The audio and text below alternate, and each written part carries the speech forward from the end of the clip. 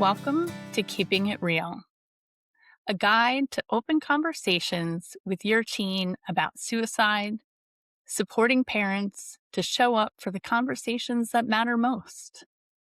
I'm Aimee Prange, a therapist, a parent, and I help families talk about hard things so kids feel supported and not alone.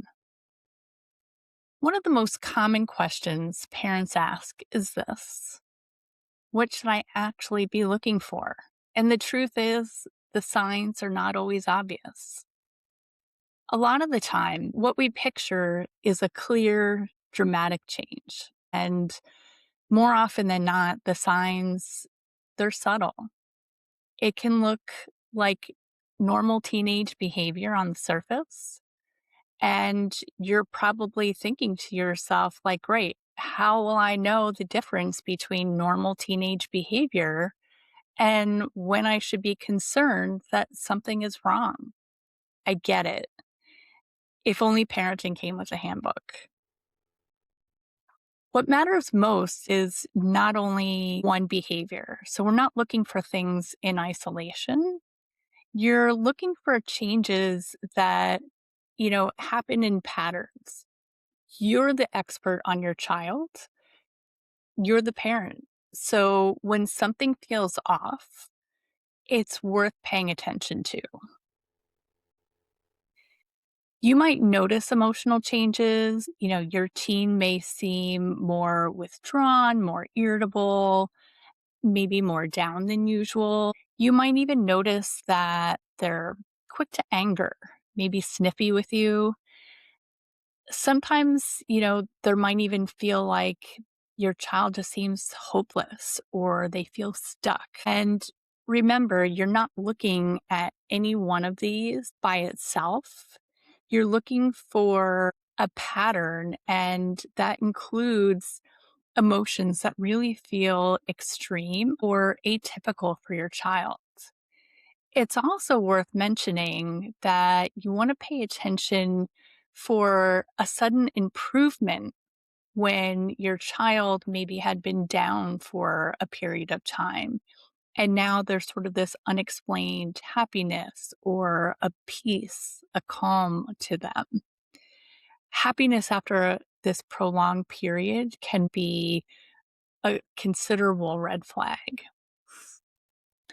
Something else to pay attention to are changes in behavior. So shifts in sleep and appetite. And, of course, these do come with typical adolescence. I've got two teenage boys, and by the time they hit 13, they were eating me out of house and home. But I also noticed that with one of my boys, when he started high school, he started sleeping excessively after school, almost on a daily basis. And so this was new. It was definitely out of character for him, and it was worth a conversation and continued monitoring. So other examples of behavior changes that you might want to pay attention to are significant changes in grades, especially a drop in grades. Perhaps they stop taking care of themselves. So maybe their appearance, their hygiene changes. You're looking for disregard for their school performance, especially if it's something they used to take pride in. You may pay attention to them pulling away from their friends or activities, sports, after school clubs that they used to really enjoy. You may notice that your child is acting more impulsively or engaging in risk taking behaviors.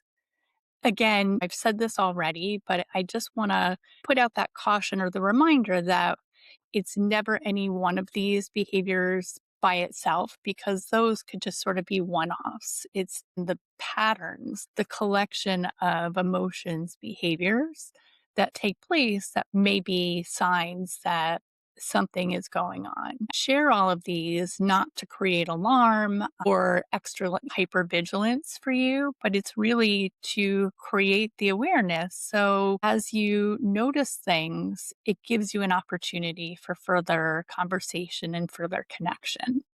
The other piece is to pay attention to what your teen is saying. Comments like, I'm just so tired of everything, or comments that, I'd be better off dead. The world would be better without me. You'd be better without me. These are really important signals. Even comments that may seem more subtle, such as feeling like they're in unbearable pain or wishing they could disappear. They may sound really casual, but those comments matter. Even if the comments sound manipulative, they matter. Even if the comments sound overly dramatic, they matter.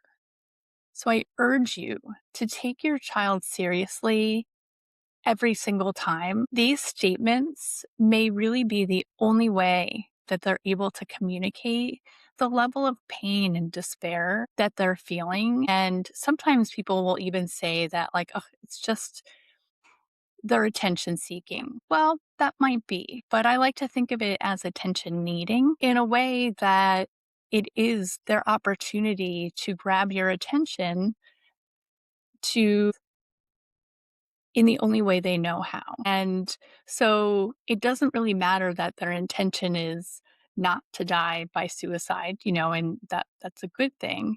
But it is a matter that we don't want things to escalate to that point. So be gentle, be curious, ask non judgmental follow up questions. And in later episodes, we'll talk about how to have those conversations. And don't forget about the digital or your online world for your children as well.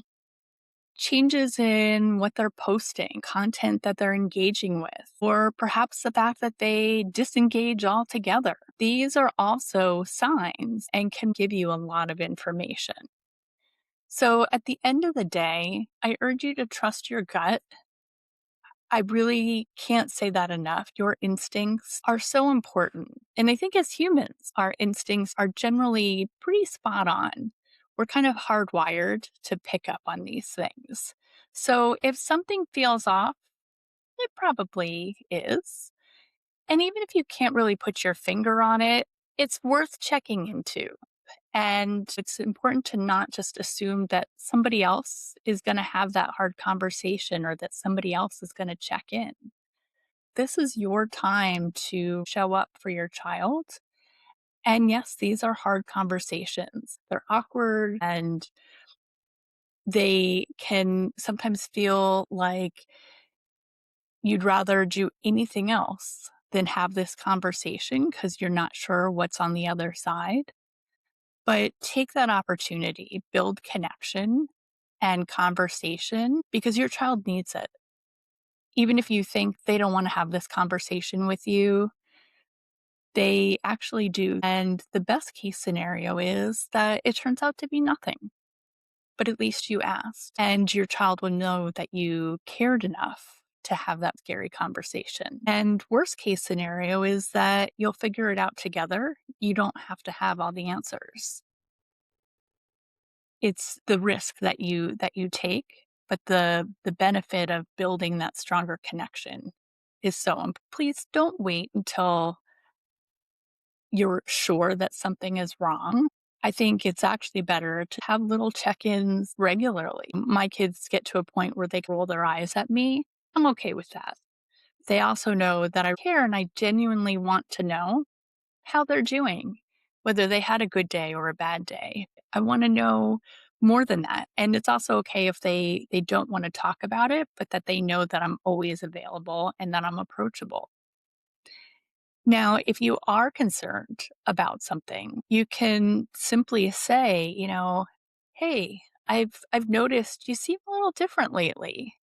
How are you doing? You might even want to take it a little bit further and be more specific about what it is you've noticed. I've noticed you seem to be sleeping a lot after school and actually almost every day. That's not like you. Is everything okay? That kind of check in can open the door. You'd really be amazed at what you get back when you take that time, that intentional time to stop and to listen. Noticing changes is the first step in supporting your teen. You're not expected to have all the answers. And I don't know about you, but it's actually a huge relief and takes a lot of pressure off when I go into these conversations. Paying attention, staying connected makes a real difference. Before our next episode, I want to invite you to do something simple. Take a few minutes to think about your child's baseline. What are they like when they're doing well? What brings them joy? And then how do they typically handle stress? The better that we know our child's normal, the easier it will be to recognize when something has changed. So, in the next episode, we'll talk about how to actually start the conversation and work your way through in a way that feels natural but supportive. You don't have to get this perfect. Showing up and staying connected is what matters most.